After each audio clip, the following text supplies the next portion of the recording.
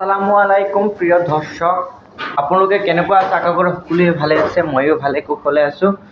আজি মানে মা বস্তুটো কেনেকুৱা আপোনালোকে অলপ শুনক। দীপক শৰ্মা ছাৰৰ স্পীচ শুনক, কি কয় ছাৰৰ কথা মন দি আপোনালোকে শুনিব। আকৌ ভাবিব মোৰ ভিডিঅ'ত ছাৰৰ কথা কিয়, কাৰণ বহুত কথাবিলাক মানুহে এই কথাবোৰ টকা দি কিনি পোৱা নাযাব, সেইকাৰণে আপোনালোকক দেখাবলৈ মই উৎসাহ হৈছোঁ। এতিয়া চাওক ভিডিঅ'টো, আপোনালোকে সম্পূৰ্ণ স্কিপ নকৰি সম্পূৰ্ণ ভিডিঅ'টো চাই যাওক। এটা মূল মন্ত্ৰ মই মাৰ পৰা শিকিছোঁ, সেইটো মই আপোনালোকক কওঁ। বহুত পৰিয়াল অশান্তিত থাকে, বিপদত পৰে, ঘৰ মিলাব নোৱাৰে, ঘৰ চলাব নোৱাৰে। তাৰ মূল কাৰণ কি জানেনে? তেওঁলোক চলিব নাজানে। মোৰ মাৰ পৰা I have learned many things.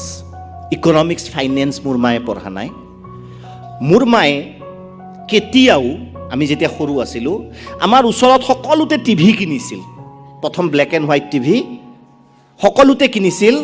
আমাৰ ঘৰত আটাইতকৈ শেষত টিভিটো আহিছিল, আৰু চবে মোক তেতিয়া ঠাট্টা কৰিছিল, তহঁতৰ মায়ে টিভি এটা কিনিব নোৱাৰে, মই যাই বেলেগৰ ঘৰত বস্তাত বহি টিভি চাওঁ, কাৰণ মোক ঠাট্টা কৰে তহঁতৰ ঘৰত টিভি নাই।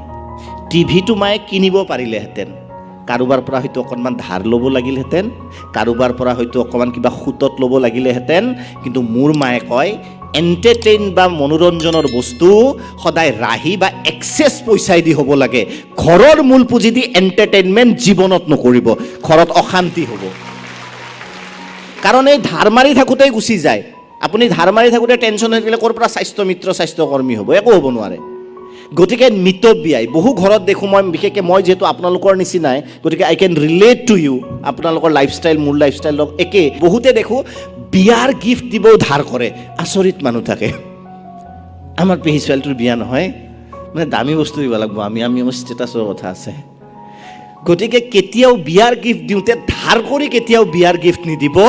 যদি একো নাই, আপোনাক ভাল পাব লগা আছে, আপুনি কাঁহী বাতি এযোৰ দিলে আপোনাক মৰম কৰিব দৰাখনে, এইটো নাভাবিব দামী বস্তু দিলে মোৰ সন্মানটো বাঢ়িব। নহয়, চবকে চিৰা দৈয়ে খাব। গতিকে এই দুটামান কথা এইবাবে কৈছোঁ মিতব্যয়িতাৰ ক্ষেত্ৰত। আপোনালোকক জেনেৰেলি নং নাপাওঁ, মই কৈছোঁ মই যে ষ্টুডেণ্টৰ লগতে ইণ্টাৰেক্ট কৰোঁ, ষ্টুডেণ্টৰ মাক বাপেক আজি ধৰা পৰিছে, সেইকাৰণে আজি কৈ আছোঁ এই কথাষাৰ। বহুত পিতৃ মাতৃয়ে ধৰক ইয়াৰ পৰা আপোনালোকে 10,000 টকা এটা পালে, বহুত পিতৃ মাতৃয়ে ছোৱালীক কি কিনি দিয়ে? ল'ৰা ছোৱালীক কি এয়া কিনি দিছে, সেইটো ভুল জীৱনত নকৰিব।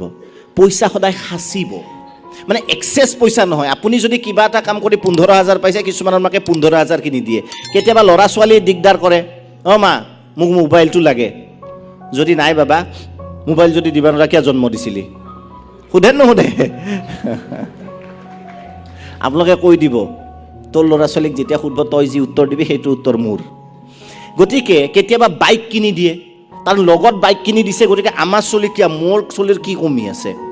একদম জেদ। আৰু কোনোবাই যদি ওচৰৰ ঘৰত বাইক কিনি দিয়ে, মাকে মই ক'লোঁ ন, ইয়াৰ পৰা আপুনি 15,000 আৰ্ণ কৰিলে আপোনাৰ মানে কামত ব্যৱহাৰ নহয়, তেতিয়া আপোনাৰ জীৱন অশান্তি হৈ থাকিব। কি লাভ হ'ল কাম কৰা? কেনে সদায় এণ্টাৰটেইনমেণ্টৰ যিবোৰ ব্যৱস্থা, আনন্দৰ যিবোৰ ব্যৱস্থা, সেইবোৰ সদায় লাষ্ট প্ৰায়ৰিটি হিচাপে। প্ৰথম পঢ়াৰ খৰচ, দ্বিতীয়তে আমি খোৱাৰ খৰচ, যিখিনি আমি নৰ্মেল খাওঁ।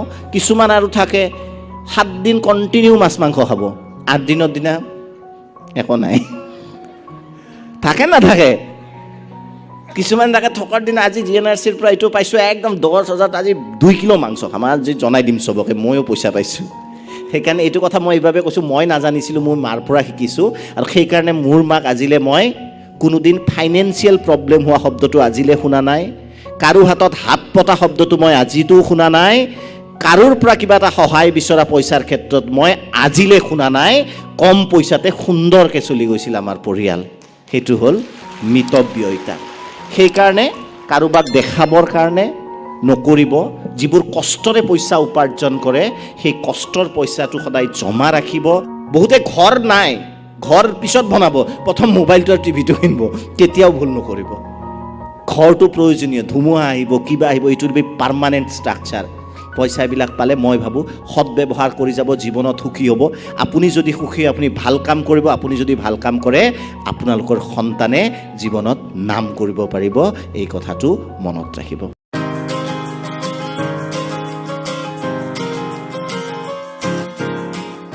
দীপক শৰ্মাৰ ভিডিঅ'সমূহ নিয়মিত ৰূপে পাবলৈ দীপক মটিভেটৰ চেনেলটো ছাবস্ক্ৰাইব কৰিব আৰু বেল আইকন প্ৰেছ কৰিবলৈ নাপাহৰিব।